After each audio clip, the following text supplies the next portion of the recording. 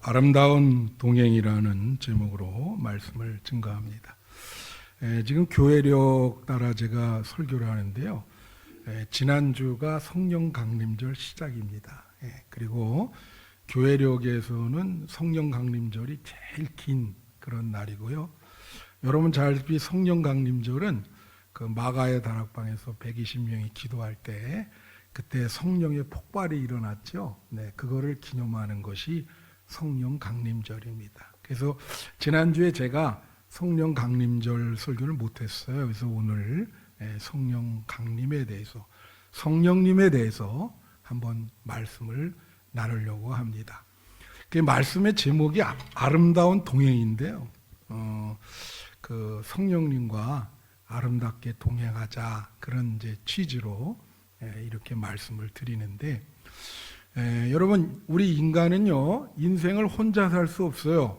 파트너가 필요합니다. 그죠? 그래서 이 파트너와 함께 가는데 그게 아름다운 동행이 돼야 되거든요. 근데 그렇게 되지 못할 때가 참 많죠. 예를 들면 이제 부부가 이제 서로 동행해야 되는데 그 많은 사람들은 아름다운 동행이지만 그렇게 아름답지 못한 동행도 참 많아요. 그래서 가정에 어려운 점들이 굉장히 많지요. 그래서 여러분 여기 이제 부부들 계시지만 이 남은 생에 아름다운 동행이 되기를 축원합니다. 그리고 또 친구 간에 또 동행이 있어요. 그죠? 일평생 친구가 있는데 그것이 아름다운 동행이 돼야 되는데 그 친구 간에 그렇지 못할 때가 많습니다. 여러분은 친구 간 그 일평생 아름다운 동행이 되기를 바라고요. 그래서 시편 133편 1절에 이런 말이 있어요. 보라, 형제가 연합하여 동거함이 어찌 그리 선하고 아름다운고. 여기서 형제들은요 자매들도 말하는 거예요. 형제 자매들이 서로 연합해서 잘 동거하는 것이 아름답다는 거야. 근데 오늘날 어떻습니까? 여러분 가정의 모든 식구들이 다 같이 행복하게 아름답게 동행하고 계세요? 그렇지 못할 때가 많죠. 자고로 이렇게 보면 저는 형제 자매들이 이렇게 사이좋게 지내는 가정들도 있는데 그렇지 못한 가정들이 참 많더라고요. 형제들 특별히 많이 싸우고. 그래서 여기 봐요. 형제가 연합하여 동거함이 어찌 아름다운고. 아름다운 동행이 돼야 된다라는 거예요. 만약에 여러분 형제자매 일가 친척이 있다면 남은 생에 아름다운 동행이 되시기를 축원합니다.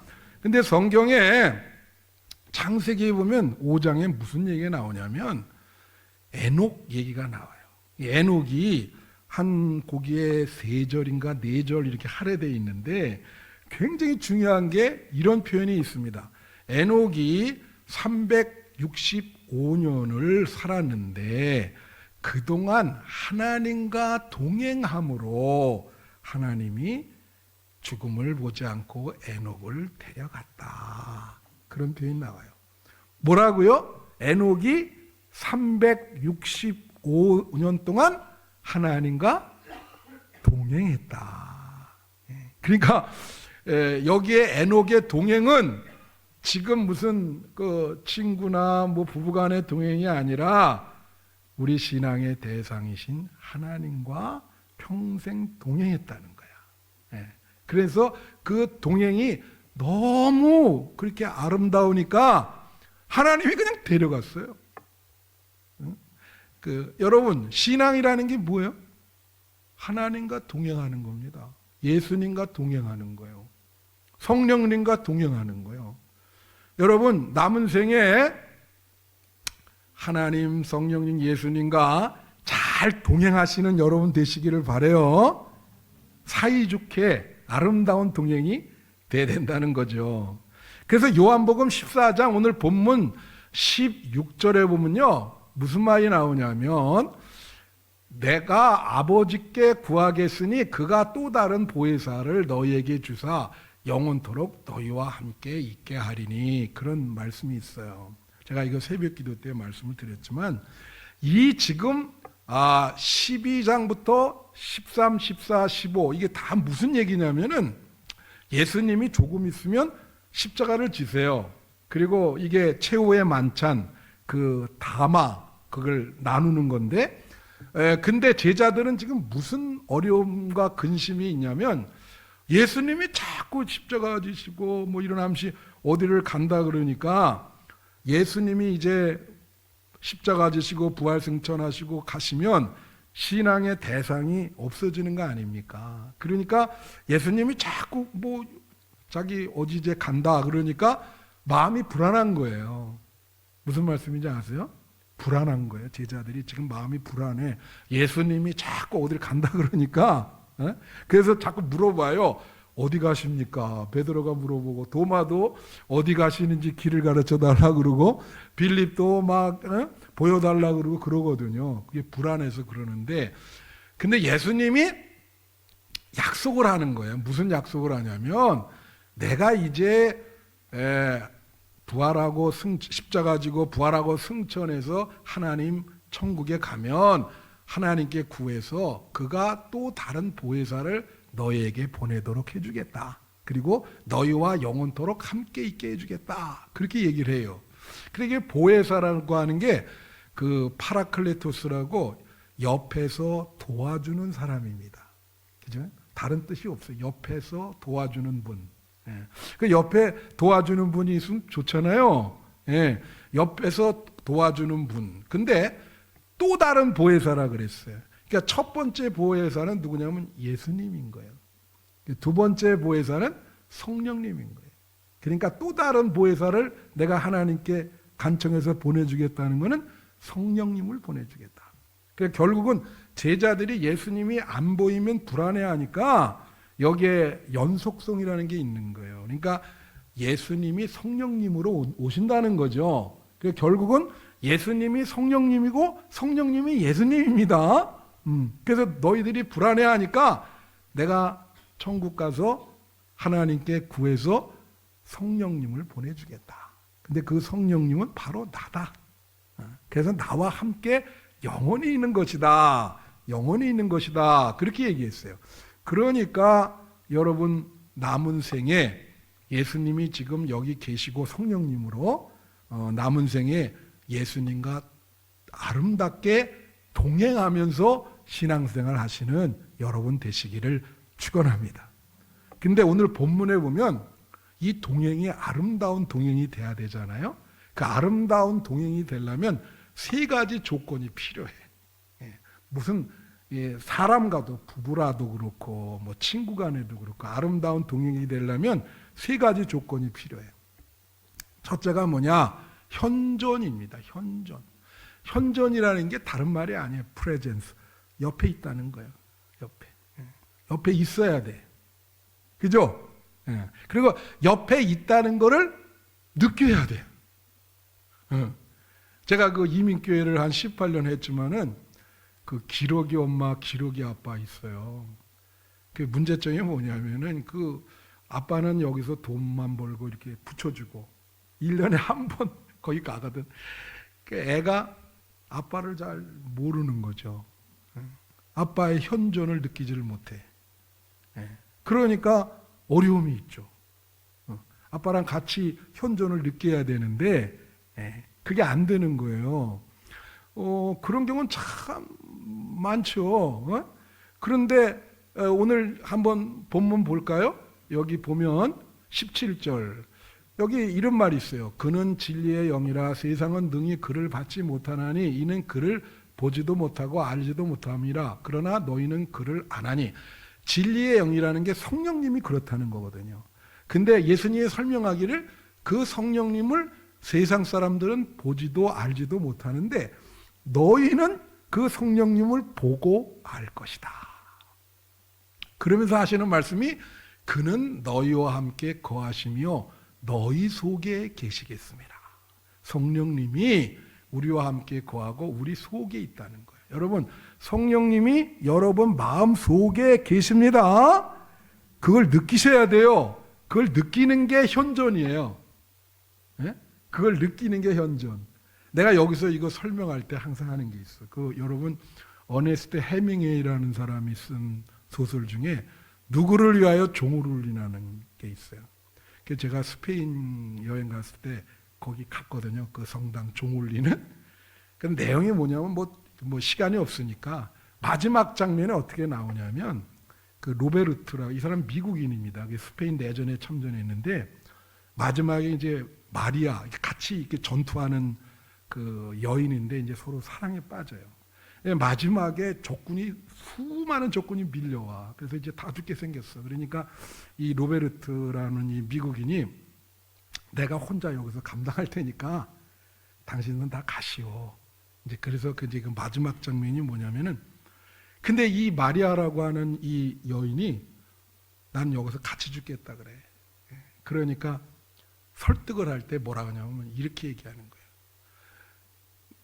너는 가는데 내가 네 마음에 있으니까 둘이 하나다. 그래서 네가 어디를 가면 내가 같이 가는 것이고 네가 어디에 무슨 뭐를 먹든 내가 너에게 같이 있는 거니까 네 마음에 내가 있으니까 너랑 같이 살 테니까 가라 그냥. 그래서 그 소리를 듣고 이제 마음속에 그 로베르트를 담고 그리고 울면서 가죠. 그리고 그 소설은 끝나요. 이거 바로 이 얘기입니다. 이거 보세요. 18절 한번 보실까요? 내가 너희를 고아와 같이 버려두지 아니하고 너희에게로 오리라. 19절. 조금 있으면 세상은 다시 나를 보지 못할 것이로되 너희는 나를 보리니 이는 내가 살아있고 다 같이 내가 살아있고 예수님이 하늘나라 갔지만 성령님으로 내 옆에 계셔서 살아있다는 거예요. 여러분 옆에 살아있다. 살아있다. 그걸 여러분이 그 현존을 느끼셔야 된다는 거예요. 그리고 20절에 보면 궁극적으로 그날에 내가 아버지 안에 너희가 내 안에 내가 너희 안에 있는 것을 너희가 알리라. 여기에 이제 계시록 3장 20절에 보면 이런 말이 있어요. 예수님께서 내가 문 밖에서 기다리노니 너희가 문을 열면 내가 그 문으로 들어가서 너희와 더불어 먹고 너희는 나와 더불어 먹으리라. 이게 무슨 뜻이냐면 함께 산다는 뜻이에요. 함께 산다. 예수님이 내 안에 내가 예수님 안에 함께 산다. 동행한다. 그런 뜻입니다. 그 마리아에게 로베르트가 함께 산다. 이제는 너 혼자 사는 게 아니라 내가 같이 사는 것이다. 그렇게 얘기한 똑같은 거예요. 이게 현존이에요. 그래서 그 성령님이 예수님이 나와 동행한다. 그거를 여러분이 마음속에 간직하고 사셔야 돼. 왜 그러냐? 이 아름다운 동행이 안 되면요. 사람이 외롭습니다. 인생이 외롭죠. 제가 어떤 논문을 읽었는데 노후에 계신 분은 이 외로우면 안 돼요. 이게 뭐라고 나오냐면 노후에 제일 큰 건강을 해치는 적이 이게 외로움입니다. 그래서 거기에 표현하기를 외로움을 느끼게 되면 어떤 감정이 되냐면 그 담배를 하루에 15개 피를 피는 것과 똑같다는 거예요. 하루에 담배 15개 피면 몸이 어떻게 되겠습니까? 근데 외로운 감정을 갖게 되면 그렇게 된다는 거죠. 그래서 오늘 그 본문 18절, 14장 18절에 보면 내가 너희를 고아와 같이 버려두지 아니하겠다 그랬어요. 여러분 내가 새벽 기도 때 시간에도 말했지만 고아나 우리와 공통점은 아버지가 있습니다. 고아는 아버지가 없는 존재가 아니에요. 아버지가 있는데 같이 살질 않아. 그렇죠? 아버지, 어머니가 있는데 같이 살지 않으면 그게 고아인 거예요. 그런데 예수님이 뭐라 하냐면 너를 고아처럼 버리지 않고 내가 같이 살아주겠다. 버리지 않겠다. 그게 성령님이 동행하겠다는 얘기죠. 같이 살아주겠다. 동행하겠다. 그런 거예요. 여러분, 최성수라고 하는 가수가 있습니다.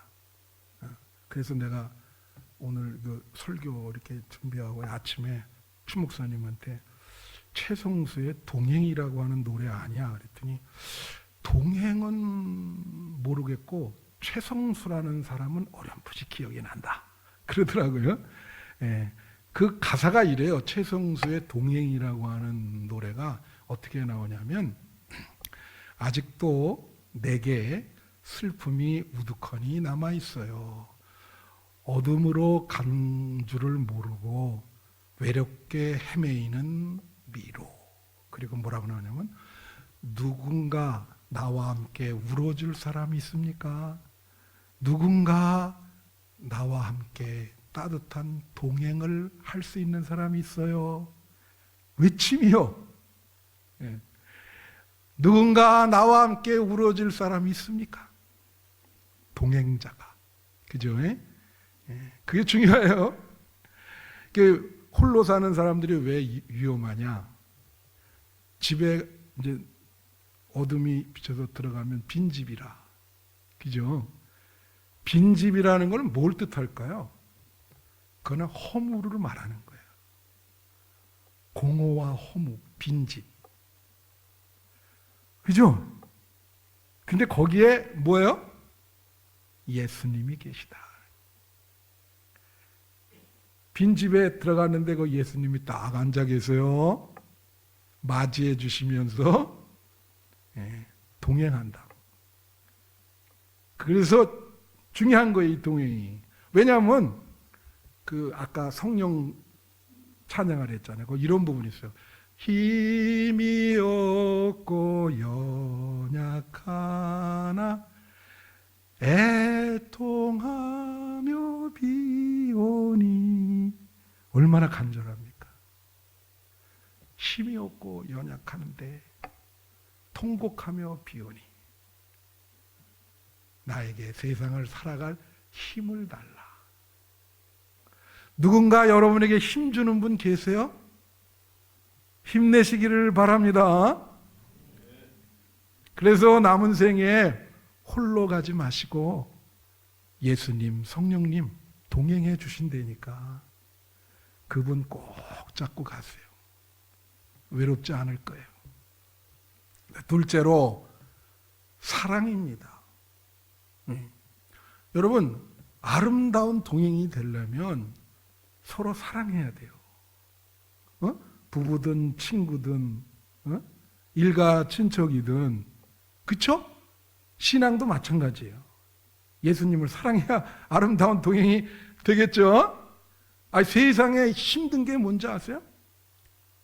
내가 이 사람을 별로 좋아하지 않고 싫어하는데 평생을 같이 가야 돼. 야, 세상에 그것처럼 고통이 어디 있겠어요?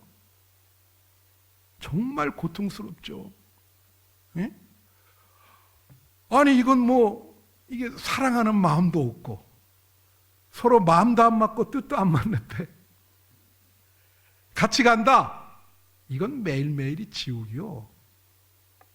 예? 어쩔 수 없이 가야 되니까. 그거는 아름다운 동행이 아니고 무슨 동행이요? 그거는 아주 추한 동행이죠. 예? 그래서 이 아름다운 동행이 되려면 서로 사랑해야 돼. 그래서 여러분, 그 생텍쥐베리가 쓴 어린 왕자에 보면 그 어린 왕자가 여우에게 물어봐요. 내가 한번 말씀드렸는데 사랑이 뭡니까? 그랬더니 길들이기라 그렇게 대답하거든요. 그러니까 서로가 길들인. 그래서 서로에게 적응하는 거거든요. 그게 서로가 길들이는. 그러니까 우리가 예수님을 사랑한다 그러면 예수님에게 길들여지는 거예요. 그래서 예수님과 교제를 나누고 성령님과 교제를 나누고 예수님을 사랑하게 되는 거죠. 근데 여러분, 사랑이라고 하는 게 마음으로 되는 거 아니에요. 그래서 이 마음을 움직이는 게 인력으로 안 되는 겁니다. 세상에 어려운 게 사람 마음을 얻는 겁니다. 인력으로 됩니까 그게? 나도 내 마음을 움직일 수가 없을 때가 있어요. 다른 사람 마음은 오죽해. 그러니까 어떤 시에 보면 이런 시가 있습니다. 사랑이 깊으면 외로움도 깊어진다. 왜 그럴까요? 그거는 사랑이 엇갈렸다는 얘기야. 아니, 사랑이 깊어지면 서로 행복해야지. 근데 사랑이 깊은데 외로움도 깊어져.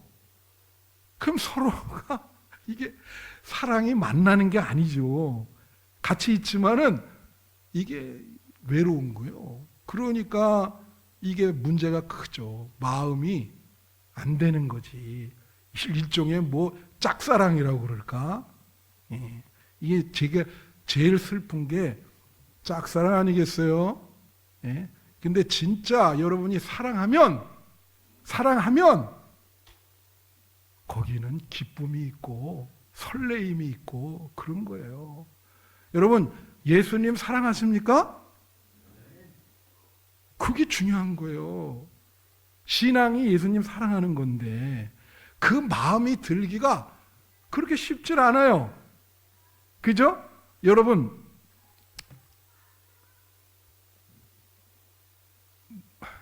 뭡니까? 예. 그래서 그런 마음이 쉽지 않은데 제가 이제 이런 말씀한 적이 있어요. 그 어떤 것을 우리가 사랑하면요, 진짜 사랑하면 그 대상만 보여요. 예. 그래서 그 하버마스라는 사람이 인식과 관심이라고 하는 그런 책에서 내가 관심 가지고 사랑하면 그 대상만 인식된다는 거예요. 보인다는 거예요. 그래서 예수님을 여러분이 진짜 사랑하면 예수님이 보입니다. 예. 근데 그 마음에 내 마음도 어떻게 할 수 없으니까 그 사랑하는 마음이 없으면 그럼 뭐 예수님이 보일까요?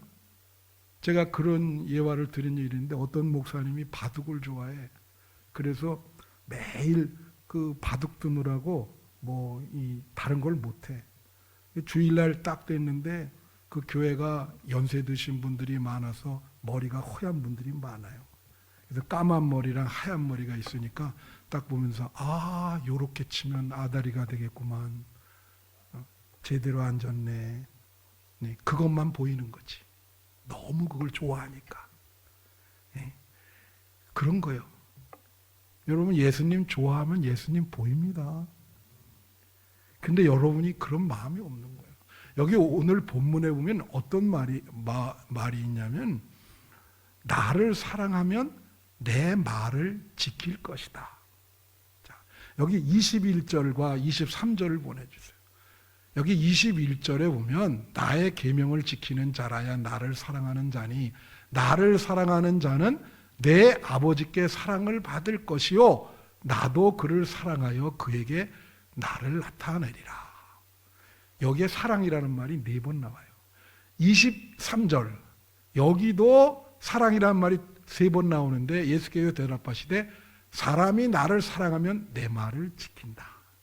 그래서 15절까지 하면 사랑이란 말이 8번 나와. 여기에 사랑이 성경에서만 표현하는 헬라어인데 아가페입니다.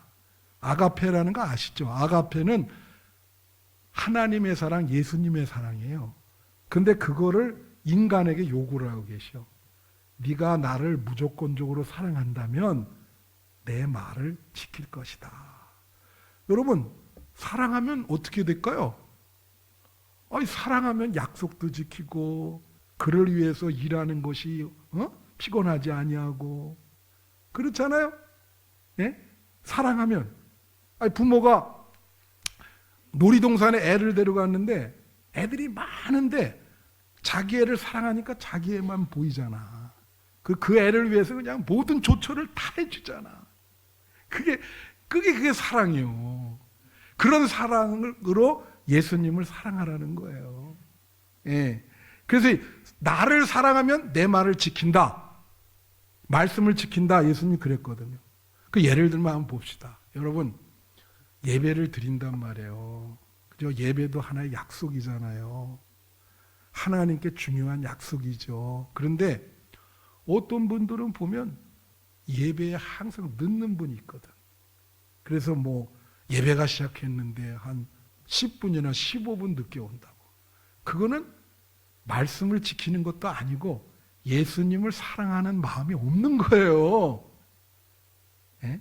여러분 그 황지우라고 오늘 시 얘기를 많이 하는데 황지우라고 하는 그 시인의 기다림이라는 시가 있어요. 근데 그거 보면 뭐가 있냐면 이런 게 있어요. 내가 너를 기다리는데 그 약속 장소에서 나는 너를 사랑하기 때문에 미리 가서 네가 앉아야 될 자리에 앉아서 너를 기다린다.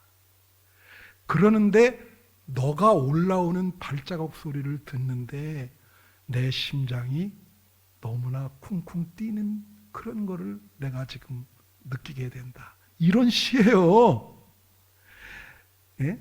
여러분 예수님 사랑하면 그 예배 시간보다 한 10분, 20분 먼저 와서 예수님 보고 싶었습니다. 예?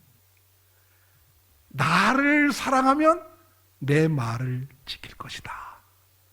할렐루야. 여러분 예수님 진짜 사랑하면요 예배도 기쁘고 즐겁고 왜 힘듭니까 여러분이? 예수님에 대한 사랑이 없기 때문에 그래요. 예수님 한번 사랑해 보세요. 진짜 사랑해 보세요. 예. 그러면 여러분 삶에 기쁨이 찾아올 겁니다. 할렐루야. 그래서 아름다운 동행 되려면 사랑이 있어야 돼요. 예수님은 여러분을 이미 사랑했어요. 사랑하고 있어요. 여러분이 예수님을 무조건적으로 사랑하는 그것만 남은 것입니다. 마지막 셋째로 비밀인데 이건 무슨 뜻이냐면요. 서로 아름다운 동행이 되려면 그 서로 간에 비밀이 없어야 돼요.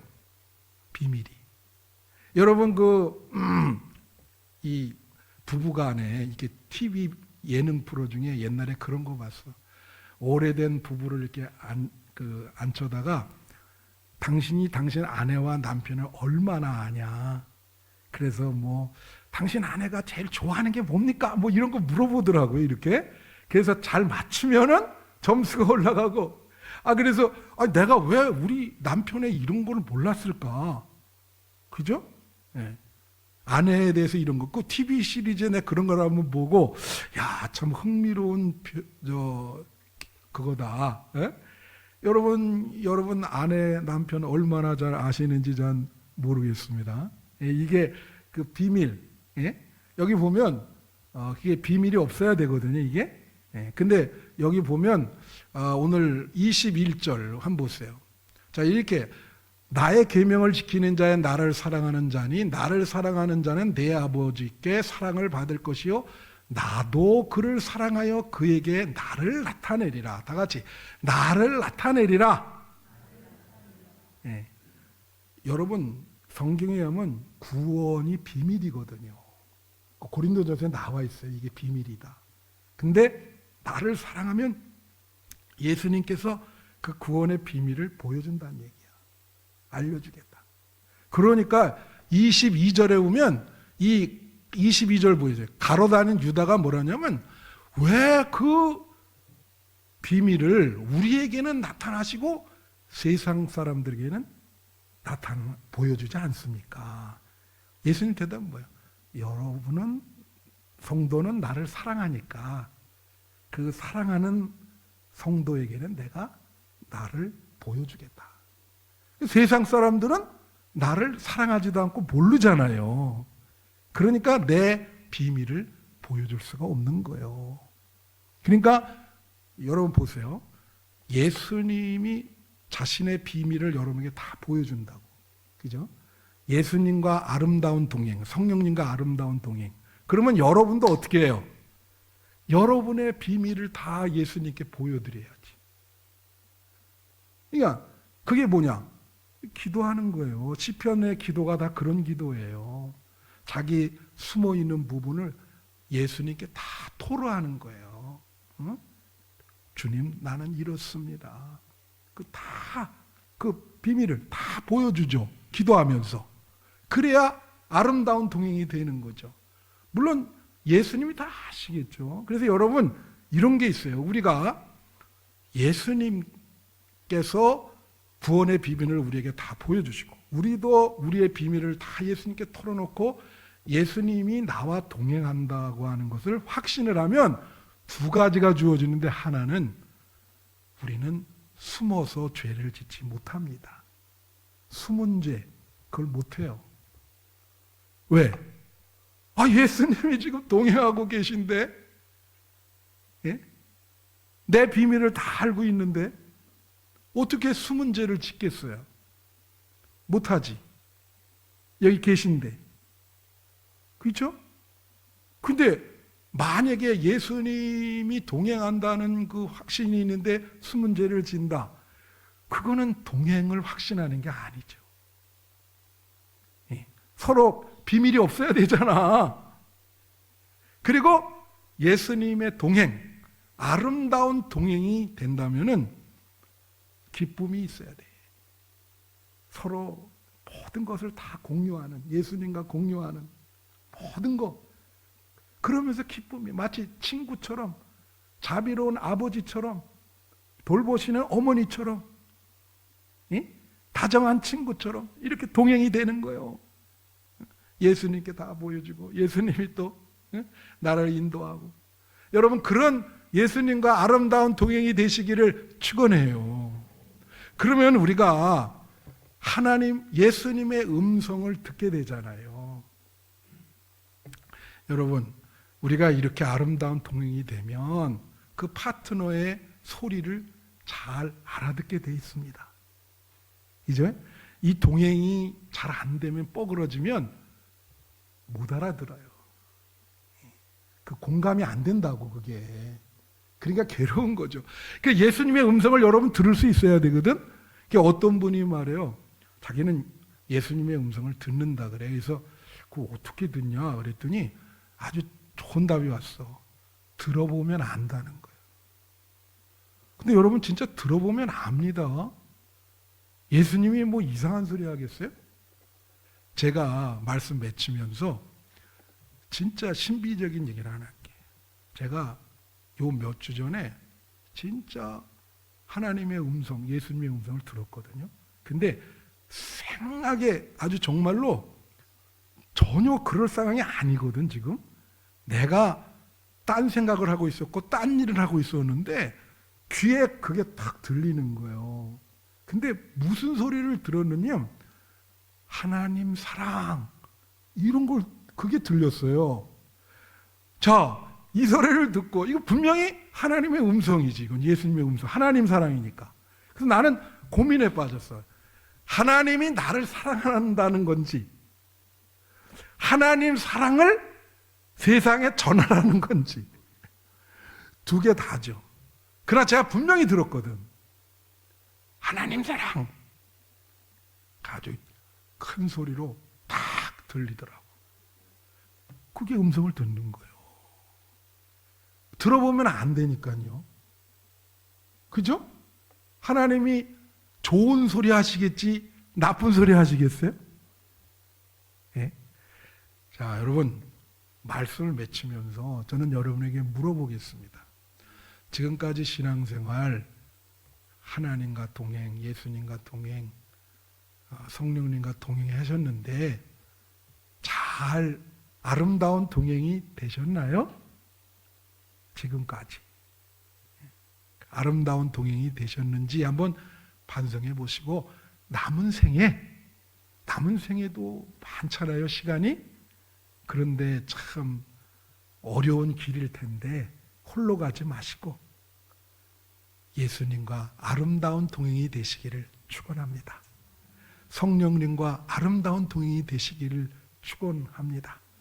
그래서 남은 생에 행복하게 보내시기를 간절히 부탁드립니다. 기도하겠습니다.